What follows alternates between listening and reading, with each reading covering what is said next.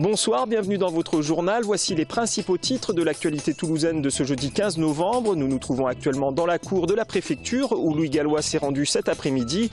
Le commissaire général à l'investissement est venu parler compétitivité et innovation. Aujourd'hui se tenait la première assemblée de l'Agence métropolitaine pour le développement économique. Son objectif, faciliter l'implantation d'entreprises sur le territoire toulousain. Et enfin, la 3e édition du festival aérospatial des étoiles et des ailes à la Cité de l'Espace jusqu'à dimanche. Au programme ateliers scientifiques, projections de films ou encore simulateur d'avion. Lagardère veut sortir de ADS. Là, vous n'aurez rien. Mais juste savoir quel type d'investisseur, à votre avis, serait le meilleur. Je ne vous répondrai absolument pas sur ADS. Pas un mot, je ne suis pas en charge de ADS, je vous remercie. Aujourd'hui, Louis Gallois était à Toulouse pour faire le point sur les investissements d'avenir, une action de l'État qui finance des projets porteurs de croissance. En Midi-Pyrénées, le programme d'investissement sera de l'ordre de 1,8 milliard d'euros. Pour Louis Gallois, la diversité des projets est une richesse. La région Midi-Pyrénées est évidemment une région très orientée vers l'aéronautique, mais je pense qu'il faut qu'elle développe à côté de l'aéronautique un tissu scientifique sur d'autres domaines, que ce soit les biotechnologies, j'ai visité une entreprise de biotechnologie ce matin, que ce soit la pharmacie, la santé, ou que ce soit par exemple les logiciels où cette région a une assez grande force. L'économie française vient d'enregistrer une croissance de 0,2% au 3e trimestre, une donnée encourageante pour Louis Gallois. C'est peu, mais c'est mieux que ce qu'on attendait. Puisqu'on attendait que nous soyons en récession, nous sommes dans une faible croissance positive. Je vous rappelle que la zone euro globalement est en récession, donc la France fait mieux que la zone euro. On ne peut que s'en réjouir et je pense que les efforts qui ont été annoncés dans le cadre du pacte de compétitivité présenté par le gouvernement peuvent aider à soutenir cette croissance au cours de l'année 2013. C'est tout au moins ce que je souhaite.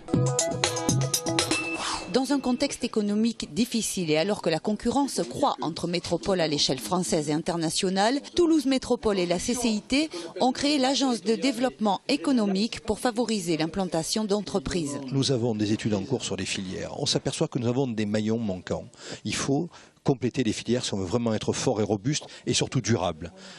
L'objet de cette agence de développement économique, c'est d'aller chercher les savoir-faire pour les implanter chez nous. Les feuilles de route, elles sont déjà fixées par nos activités économiques, par exemple l'Ocopole.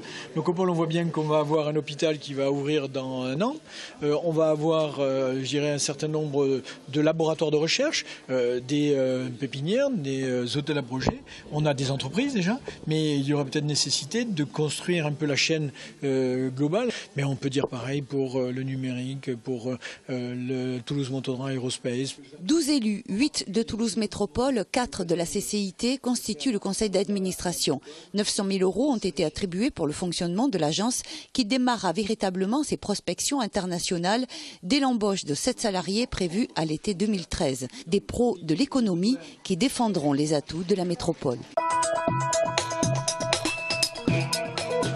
Sanofi oui, Sanofric non. Jeudi de la colère avec descente et lever le drapeau route d'Espagne aujourd'hui. Une délégation des Sanofi sera reçue le 5 décembre prochain à l'Elysée.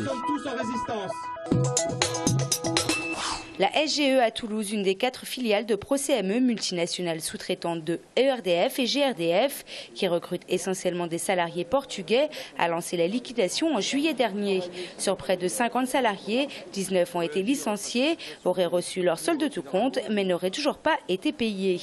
Les autres ont été redéployés vers d'autres filiales, Montpellier et Marseille. Oui, ils ont fermé ici, ils sont allés s'installer à Marseille et ils font travailler les ouvriers. Et les ouvriers d'ici sont licenciés et se retrouvent sans possibilité d'indemnisation parce que la procédure légale n'a pas été suivie normalement. C'est pas normal qu'on fasse venir des travailleurs détachés et que l'entreprise soit liquidée, on ne leur donne plus leurs droits, surtout leur solde de tout compte. Et par derrière, on s'aperçoit que la magouille continue, quoi. Pour les soldes de tout compte, un recours va être déposé au prud'homme la semaine prochaine par la CGT Construction de Toulouse. Nous, ce qu'on veut dénoncer, c'est l'utilisation des salariés étrangers à des points de vue financiers. Les salariés ont le droit aux mêmes droits que les salariés français, aux mêmes salaires, aux mêmes conditions de travail. L'unité économique et sociale a pourtant été reconnue en juin dernier par le tribunal d'instance de Toulouse. Pour les 4 filiales, les anciens salariés de ProCME dénoncent donc ce qu'ils qualifient de liquidation frauduleuse et de délinquance patronale, en espérant que celle-ci soit également admise par le tribunal de commerce toulousain. Le rachat de Sud Radio se précise. Ce matin, lors d'un CE extraordinaire, les patrons du groupe ont présenté un projet de vente. Parmi 5 repreneurs, ils ont choisi, c'est Marc Laufer, homme de radio, ex-dirigeant de Next Radio TV, qui possède notamment RMC et BFM, et ex-membre du groupe Énergie. Grande ligne du projet ébauché, la sauvegarde des locaux toulousains et l'embauche d'une quinzaine de personnes. Pour l'instant, on ne touche pas, on va dire, à l'ossature de la radio, aux emplois qui sont pour l'instant à Toulouse et dans les bureaux, à Marseille et à Bordeaux, et également sur le bureau parisien. Mais pour l'instant, tout ça, ça n'est qu'une première information. Il va falloir que tout ça se soit clairement annoncé dans le projet. Dans quel détail? Est-ce que les embauches qui nous sont annoncées aujourd'hui, enfin en tous les cas, des embauches directes ou indirectes, on ne sait pas trop ce que ça veut dire. Est-ce qu'elles seront ici, ailleurs, dans quel service? Tout ça, c'est des questions qu'il va falloir éclaircir. Oui. C'est en 2008 que la station commence à accuser les premières difficultés financières. Une procédure de sauvegarde est déclenchée.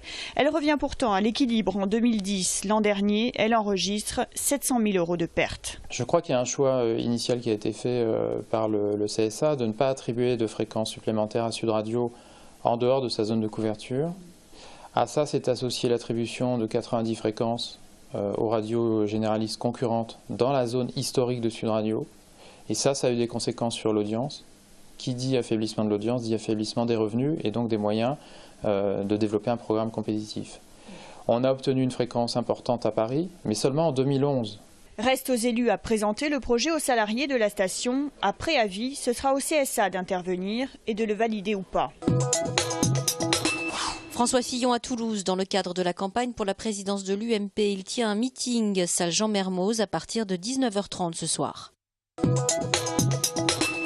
À l'approche de Noël, une idée de cadeau intersidéral, un satellite au pied du sapin. Cela pourrait être bientôt possible puisque la société toulousaine Smart Space veut lancer la commercialisation de satellites low cost, accessibles au commun des mortels. L'idée, c'est de démocratiser l'espace. Smart Space souhaite exploiter le créneau luxe et sport en développant des systèmes de géolocalisation plus performants que de simples GPS.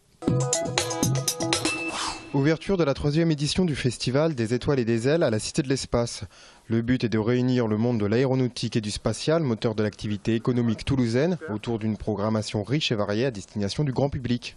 Donc en termes de contenu, donc à la fois un salon du livre, avec des auteurs qui viennent présenter leur production et rencontrer le public, un concours de photos scientifiques, également des animations auprès notamment des jeunes, mais aussi des adultes, des animations à caractère ou scientifique, ludique, etc. Des films, grand public, qui sont présentés en 3D, en 2D dans la salle IMAX que nous avons. Par exemple le film Hubble, donc, qui est un film que les habitants de la Cité de l'Espace connaissent bien, mais qui sera représenté au grand public. Également Milo sur Mars, Les ailes du courage de Jean-Jacques Hano, qui raconte l'épopée de Guillaumet dans les Andes. Voilà, quelques-uns des 8 ou 10 films que nous allons présenter au grand public. Alors il y a des films qui vont être mis en compétition, qui sont des films d'entreprise avec un certain nombre de catégories. Le film institutionnel, le film 3D stéréoscopique, le film du marketing produit, documentaire également, le film sur la communication interne. Donc des films d'entreprise sur lesquels le public pourra voter. La remise des prix aura lieu samedi soir lors de la soirée de gala et le festival quant à lui se clôturera dimanche. L'entrée est gratuite et ouverte à tous.